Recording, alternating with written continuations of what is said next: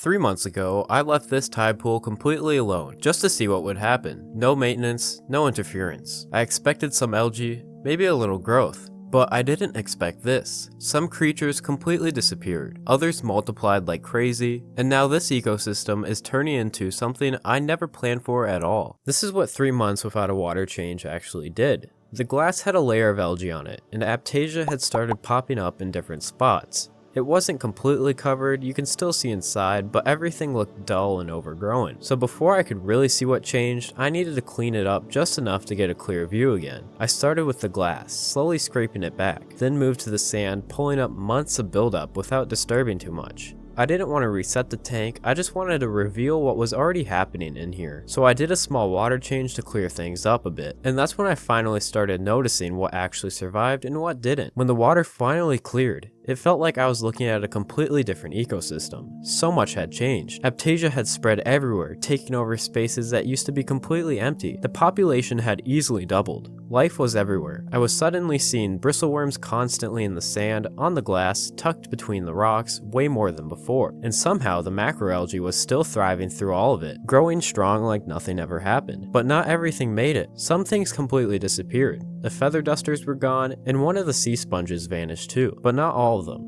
The yellow sea sponge is still here, and it's actually doing great. After 3 months of being left alone, the ecosystem didn't crash, it adapted, and in some ways, it's more alive than it's ever been. But I wanted to see how active it really was, so I dropped in a small piece of shrimp. Almost instantly, the reaction started. The aiptasia grabbed onto it and began pulling it in. You can actually watch the food travel down into its body.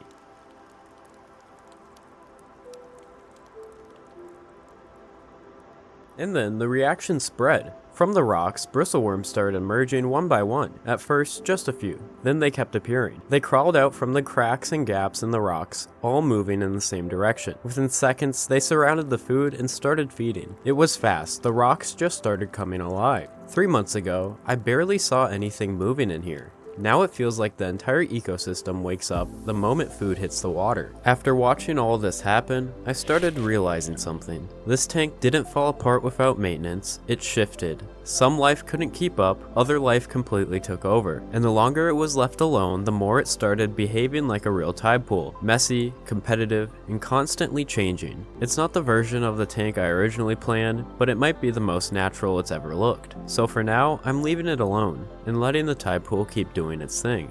This tide pool went from nothing but rocks and sand, to slowly growing life, and now it's completely full of creatures of all sorts. Every corner has something moving, growing, or interacting. A tiny world alive right before my eyes. And let me know in the comments what you think I should do with this tide pool next. Should I leave it alone, or build a more complex version of it? And thank you all for watching, and if you enjoyed this video, don't forget to leave a like and subscribe to see more content like this, and I'll see you in the next one.